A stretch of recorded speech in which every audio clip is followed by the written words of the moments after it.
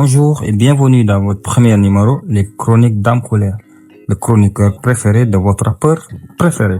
Aujourd'hui, on parle d'amour, mais pas de vos histoires compliquées, hein. Non, même pas. On s'intéresse plutôt au advice sentimental. Vous connaissez advice? Piori Super Indiam. Le rappeur. Bah ouais.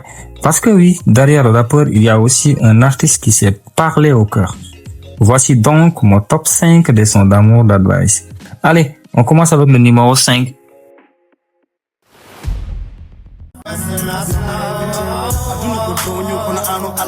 Allah ani ko tonyo wona dum sala kono wona dum tala sumi inni ma ele in person ele bebe ngonden ko weden kebi dule mi sifuri mama debbo futam yimma nange muta o buda la patience il y a le selmi indiram arc-en-ciel tagal golle ka debbo galle yidde maximum a hebi optimum hakoni dum diri biso chedele mawni don darbo yide na famdi don holko bernde fibata ko dum haggele libata holko haggele mijo to ko dum demgal fujorto gilli kecci men kono gilli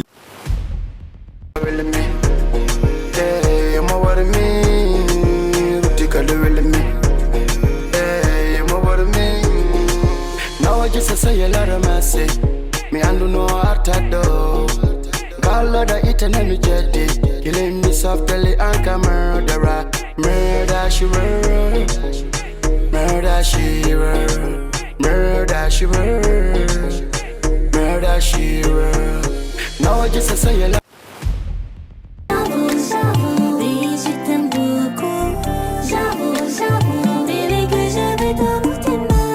La lingio.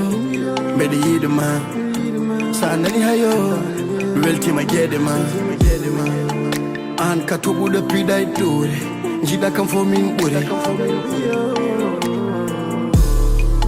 mi jama mi moza girene majami anda kumbien man jere doza pandam ne moja ando amoni man